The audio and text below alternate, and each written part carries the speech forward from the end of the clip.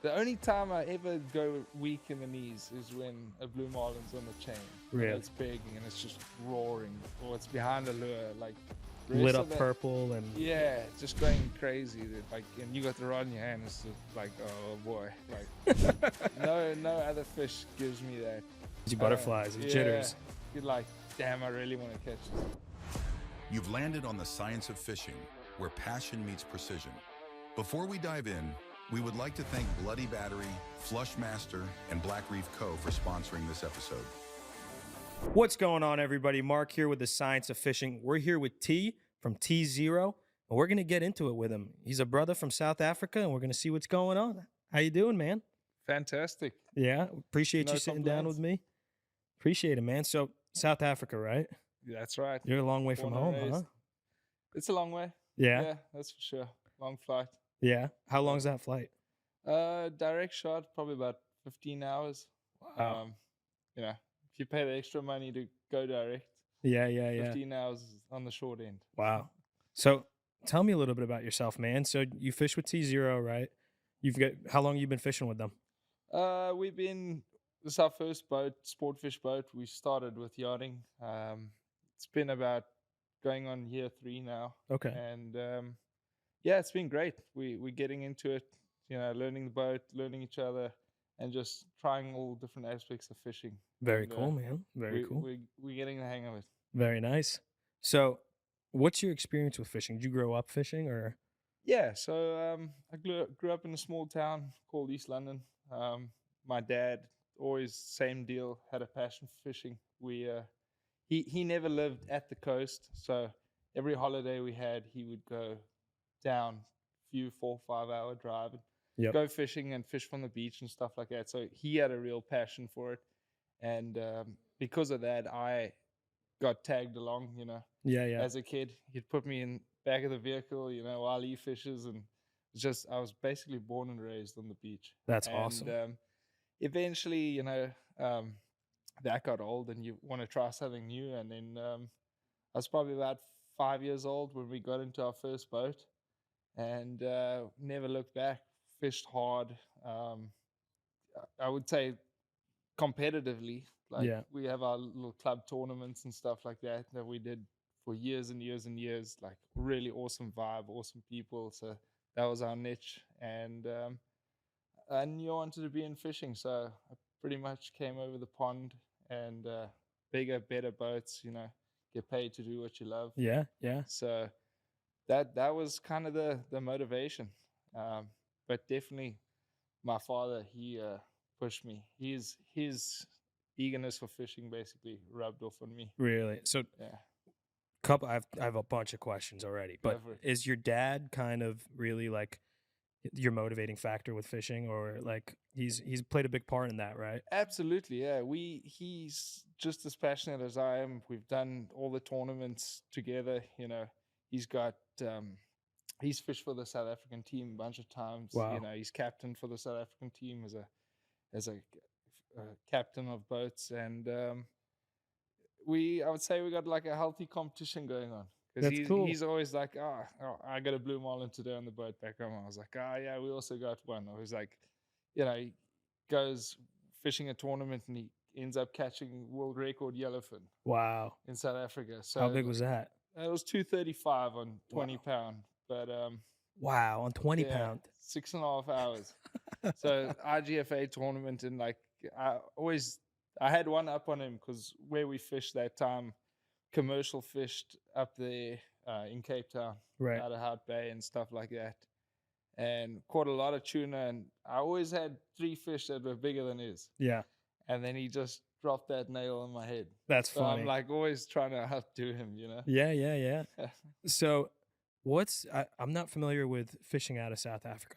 What's it like over there? What are you guys primarily targeting? What's going on? Our boats are smaller. We got, depends where you are. My hometown, for example, our boats range like 20, 21 foot to 24. Basically because, we've also got like holiday homes, so we trail our boats. And, some places you got to launch off the beach. So you take your boat and you got to drop it on the sand, and then, you push it on the sand. Yep.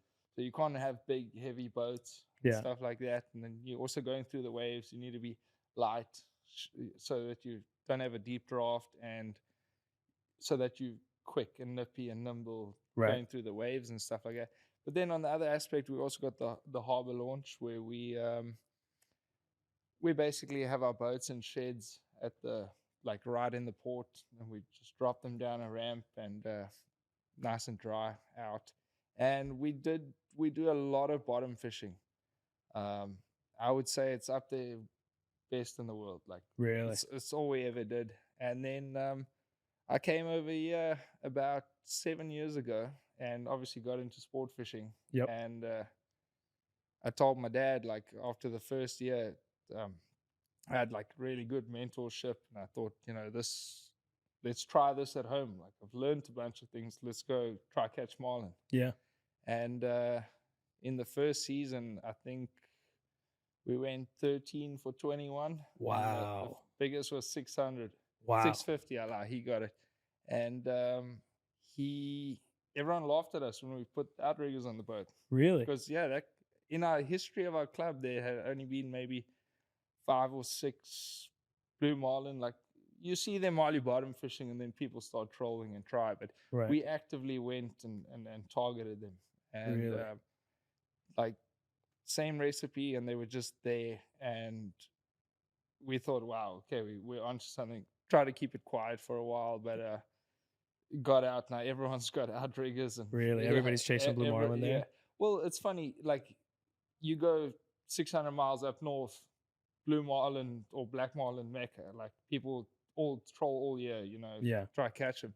But down by us, no one ever really tried it. It was like one of those Why? Why do you thought to think? be dead zones, We just never got the good warm water down by us. But they're So there, right? when the water pushes down and we get that, 77-degree water, then Yeah. it's on. Yeah. So it's a certain season, is it? It's about 3 months a year. Okay. Right around December, it could push all the way to April. Our summer months, basically. Yeah. That makes sense. That makes a Yeah. lot of sense. So But do you? it's been quiet since. I mean, first year was great. I think we're on year 4 now trying for them, and I think this year they only got 1. Really? But yeah. So it's on and off, I guess. Yeah. But you took what you learned here in the States, or where? Okay. Yeah. So you took what you learned and applied it there, and now it's Now- growing. Oh yeah. That's incredible. Everyone's doing it, and we all got good, healthy competition back home. And Yeah. it's still definitely different. We Yeah. only pull lures back home. Yeah. And the boats are smaller. I mean, our outriggers are tiny. But I'm sure if you had one of these big boat operations Right. over there, really sifting out the fish, there's probably way more than Do what pretty we well. expect. Yeah. So tell me a little bit about the operation you're here with T0, right? What kind of boat are you guys on? What's going on? How many crew? Give me a little bit of insight into what we're going to see this season Okay. through the Sport Fishing Championship. Awesome. Yeah. So we're 70-foot Ricky Scarborough, 2020. And this T0's first boat, but we fished a bunch of tournaments. We go up and down the East Coast every year. and Nice. Fish all the tournaments. This year, same deal.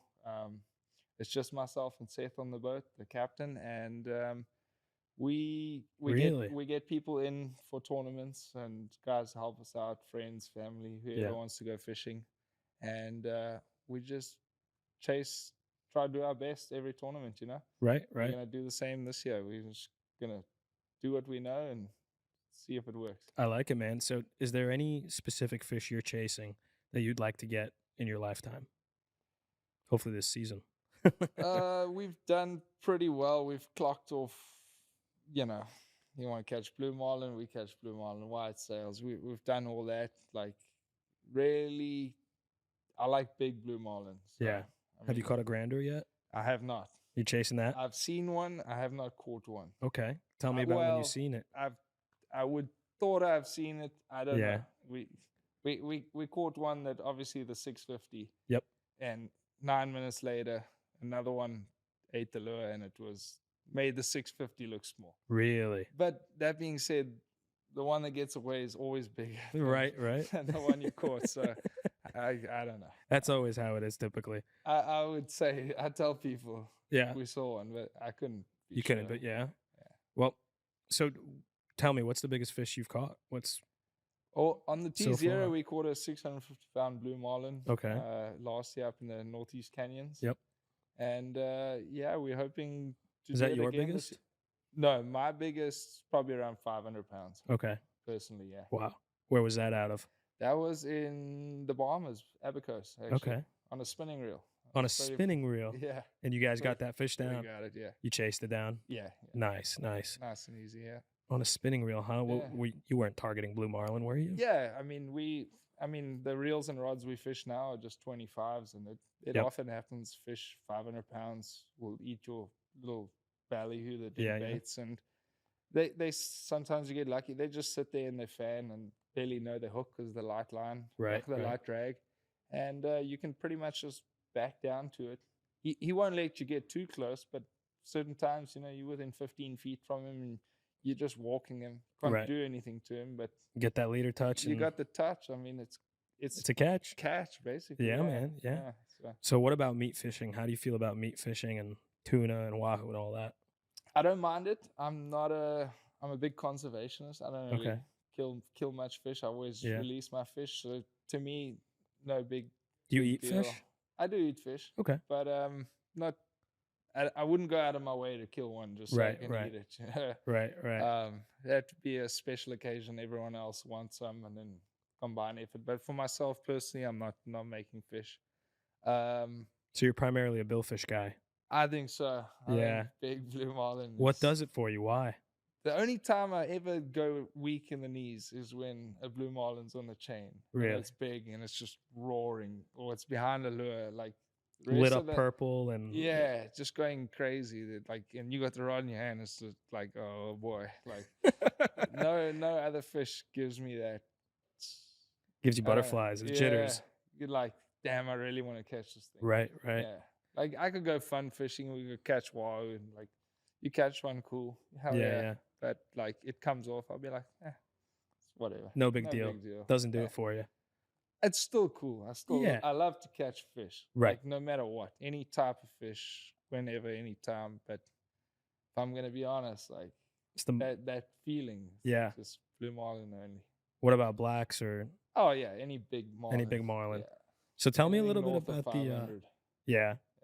Tell me a little bit about the bottom fishing, right? Do you enjoy that too or Yeah, that's definitely my roots. what are you guys catching in South Africa?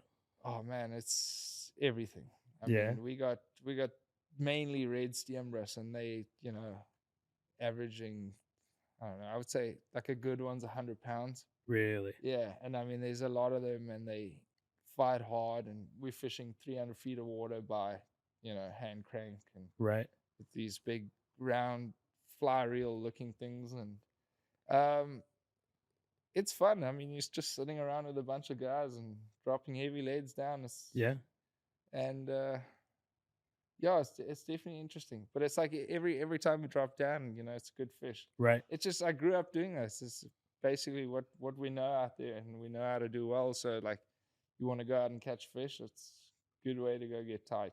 Yeah. So in South Africa there's not much overfishing, is there? Depends where you are. I originally thought I had this idea in my head. For years we would go from our club and run 30 miles to basically where we had a holiday house, and we'd fish like it was 30 miles to get to the first set of marks, so our outer boundary of where we would go on vacation, where the bottom fishing's amazing. And I mean, for probably 2 years, we won every tournament because that place was untouched. Really? And we kept bringing this one fish back, and that you can only really catch there. And we kept telling people, we caught it here, like by Yeah. fluke, because they move around. And long story short, everyone cottoned on. But they were like, 30-mile run. Who would be crazy enough to do that? Right. Because, I mean, we go 8-9 miles and catch all the fish you want. Why would you want to run 30, right? Yeah, yeah. And anyway, long story short, all the boats did the same thing, ran down there. And I would say the fishing's not as good on that stretch anymore. But I mean, some days it's also, Just depends. feels like. But then actually my perspective changed. I thought the boats were a factor, but then I came to Florida and I saw like on a Saturday how many boats are out like trying to catch a wahoo or king, and there's still fish around. Yeah. So I don't think we've even put a dent. Yeah. Like private fishermen in South Africa. Not enough. With boating, yeah. I don't think so. And because our seas are so big and rough, and the limited time that you can really go out there, I don't think we're even scratching the surface. Well, that's good. The ecosystem's still healthy. It's not overfished like some places out here. Yeah. In South Florida, it's insane. Especially bottom fishing out here. I think it's yeah. you gotta know. You gotta kill someone to find the spot. That's it. But I mean, even if you do, it still produces fish, which is pretty remarkable because a lot of people with boats out here, and Right. a lot of guys that could just stumble upon, drifting by a spot that's not even a spot, and there's one less fish there. You yank a mutton off, and still there's fish. So that always surprised me because I studied aquaculture, farming, and marine biology, and all that. So that always plays into my head, like, that's very cool. How's there still fish? Yeah. How are they reproducing? How is everything going on? The ecological systems and everything. That's interesting. Yeah. Well, cool, man. Looking forward to seeing you this season. I'll be on tour with you guys, hopefully, and Awesome. We'll be catching around, and we'll catch up later in the season on another episode. All right. Sounds good. It was lovely chatting to you. Likewise, brother. Appreciate Thank you it. so much, man. All right. All right, guys. Check out T0 this season. It's going to be a kick-ass season. Catch you later. Thanks for joining us on the Science of Fishing. We hope that this episode was helpful and you learned something for the next time you're wetting a line. Before we cast off, we would like to thank Bloody Battery, Flush Master, and Black Reef Co. for sponsoring this episode. Stay hooked by following us on social media at Science of Fishing and hitting the subscribe button. And if you know someone who'd enjoy this, please share it with them. Until we meet again, catch 'em up.